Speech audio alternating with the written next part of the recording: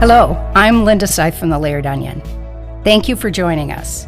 We will be listening to our amazing creators talk about their art and mental health. 48 million artists all over the world share this lived experience.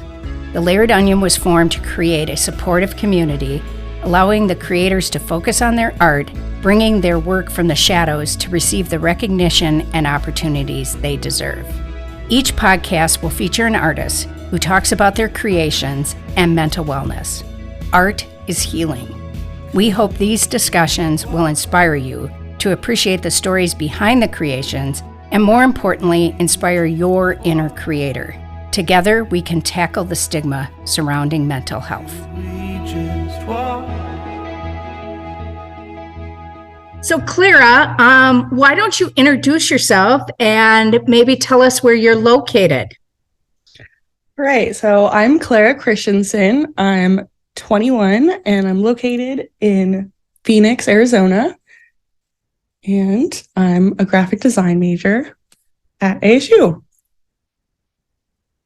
So maybe, Clara, could you tell us a little bit about the different types of art you do? I know you do digital, but I think you're drawn to some other kinds of art as well. Maybe you could tell us about that. Yeah, so I mainly do digital art, obviously, but I also do a lot of painting, mainly with acrylic paints. I've worked with charcoal before, mainly just sketching, but I'd say the one I do the most is painting, and I have also been able to paint and draw and then transfer it into the computer. So some of my pieces are kind of a mixed medium. So what drew you to art to begin with? Was it from an early age, or just kind of how did art become a passion for you? Yeah, I've always been a fan of art. When I was younger at my school, we had a pretty amazing art program. We were doing glass blowing at a pretty young age, and it was really cool for me to be able to experience a lot of different art mediums, but also understand how art is really important in the world. I think it gets overlooked a lot, but at my school it was very praised, and I think that really showed me that I could follow art as a career. And once I got to high school, I then found graphic design, and it was a combination of things that I love between technology and collaboration with others and art. And that's when I really started noticing that I wanted to do this more seriously in my life. So you've described some of your pieces as pop art. Can you kind of talk about what that means and why you're drawn to that?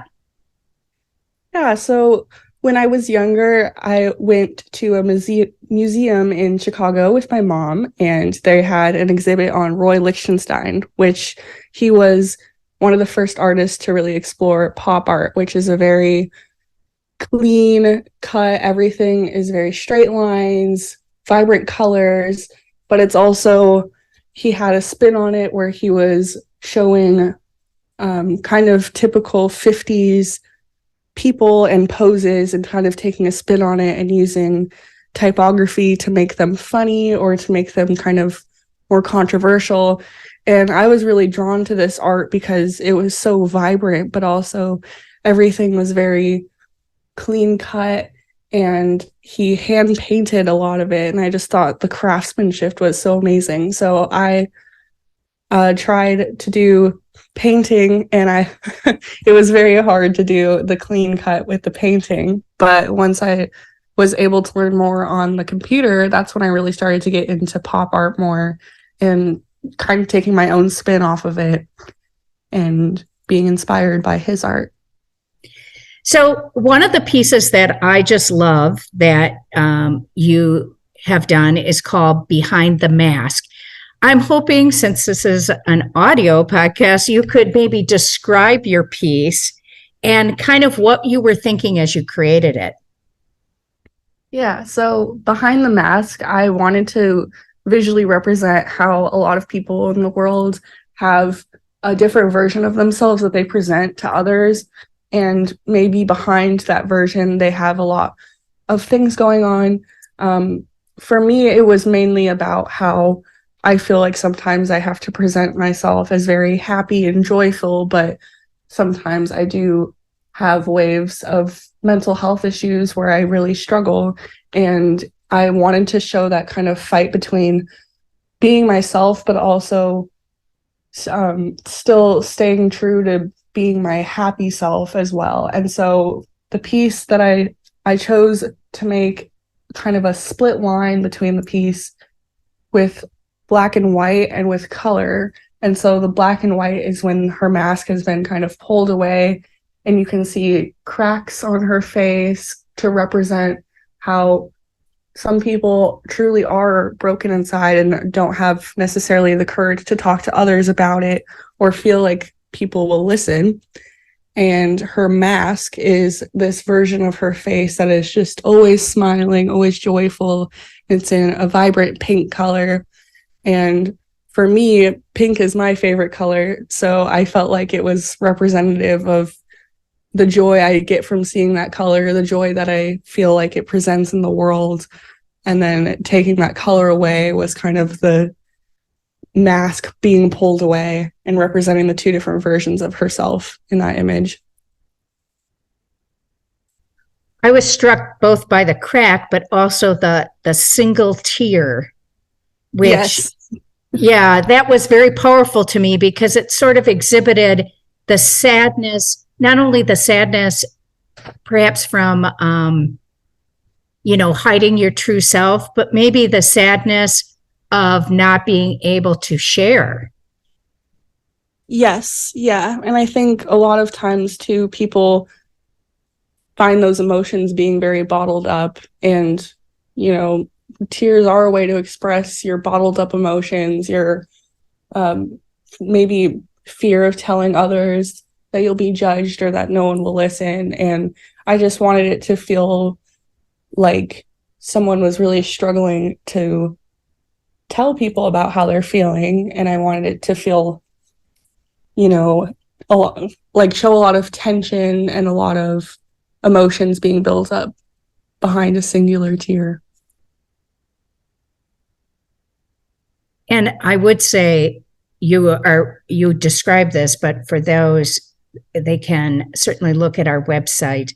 But that pink brings such a warm feeling. And then the gray that you picked for behind the mask just is powerful in its own way. Did you really have to ponder what kind of gray, or because it feels almost I can't quite come up with the word, but it is such a powerful color, that gray, to me, that it's just that feeling like I want to be the pink, but I'm sort of dead inside as I try. I don't know. What were you thinking, or did you struggle to find the right color? Because it's really a powerful gray.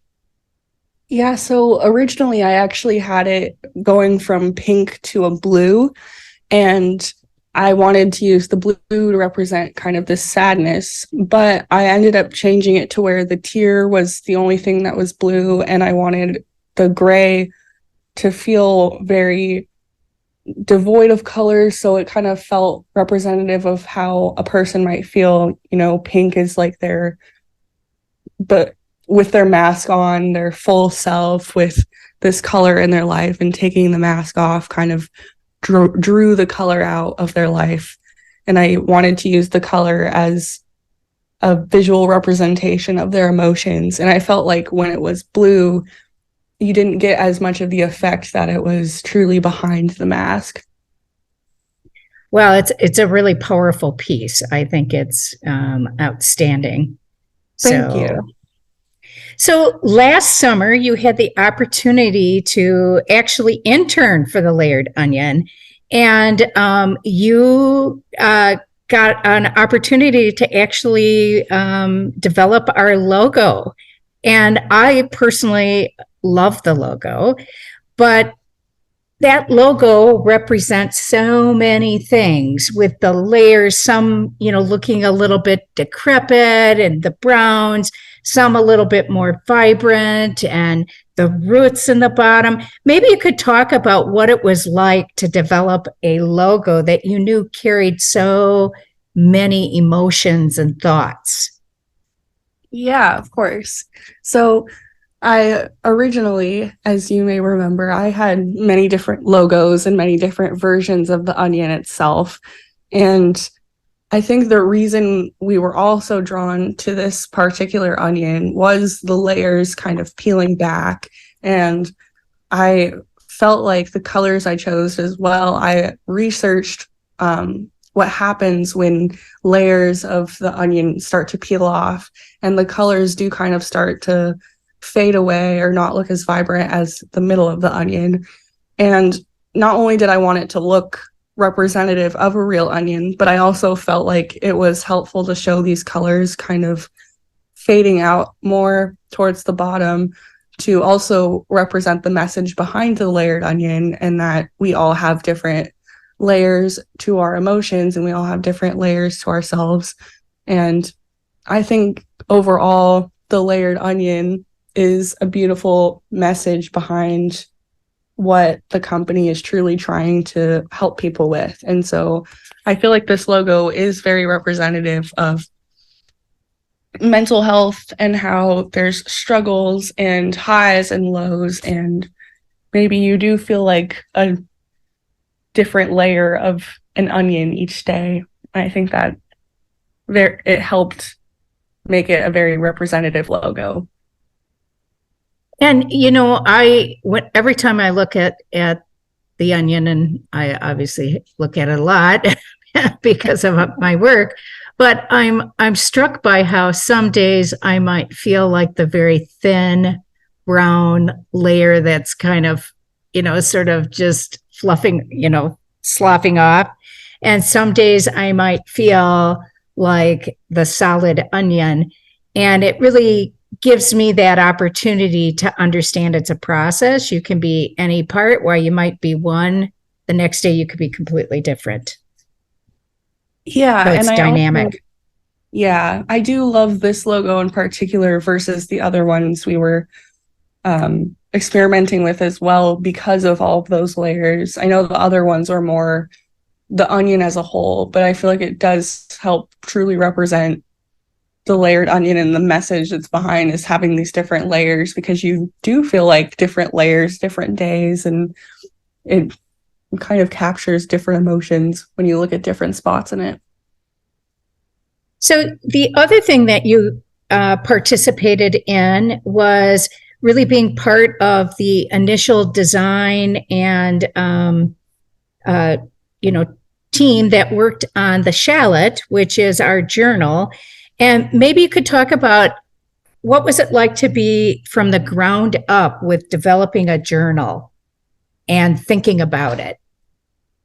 Yeah, I mean, I think my overall thoughts about the shallot is that creating a journal is so much more complex, and there's a lot more components that go into it than that people may think about. Even just things like us having to kind of rearrange the spreads in the document because of how it prints versus how it looks digitally. We really had to think about all of those components.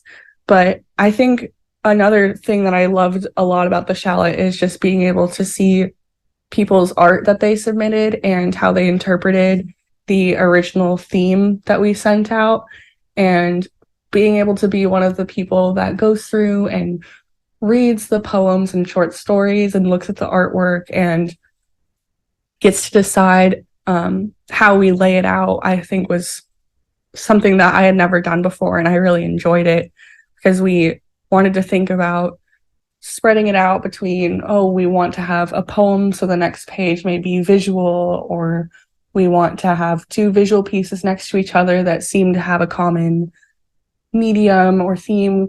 And I think that was really unique to think about. And I think now too, the shallot, since we built it from the ground up, I've loved seeing each theme make each edition very different. And that's what I love about it as well.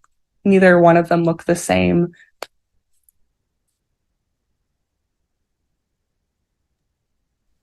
So, as you think about the future and your art, and you're studying graphic art, but as you think of all the different opportunities and thinking about art you might do for yourself in the future, is there anything you kind of think about or sort of dream about? Well, I definitely would like to explore more mediums as a whole. I think I've seen a lot of cool pieces over time where I've never even thought to use certain materials as a medium, and I would love to be able to experiment with things a little more. But I also think it'd be very nice to take some of my pieces that I've done in the past and kind of retransform them as I improve my skills. And also pieces like Behind the Mask, I wanted to experiment with different reasons people may be wearing a mask, whether it's feeling like you're trying to fit into a friend group or feeling like you're trying to fit into a certain just social dynamic overall, or whatever it might be. I think it'd be interesting to see where I could take that particular idea, kind of transform it into different messages. Well, that's actually, that would be really cool to see sort of different versions of the mask. That sounds like a grand idea for sure. So, yeah. Clara, as you think about words of wisdom that you would want to share with artists that face similar, mental health challenges, what kind of words, what would you tell them? Well, overall, I would tell people in general not to give up. I know it sounds kind of cheesy, but I do think that art personally has helped my mental health so much, not only because it's kind of an escape, but it also, I feel like I can represent myself truly through my art. And I think a lot of artists struggle with maybe their medium is painting and they struggle with showing themselves truly through words. And I think not giving up and truly transforming how you feel into your art is such a good outlet for mental health issues. I also would want to tell people that there is so much you can do with art besides just creating it. I mean, sharing it with others is such a beautiful world that the Layered Onion has been able to give to me. And I've really enjoyed just seeing how sharing art with different people and interacting with others, it's been such a beautiful experience for me. And so I would say to always be sharing art with others, because it truly is a community and brings out good conversation. And it's just really fun overall to have been able to meet other artists as well. So my last question for you is, as you think about inspiration and areas that inspire your art, are there certain things that if you kind of have a block that you might use to help inspire you?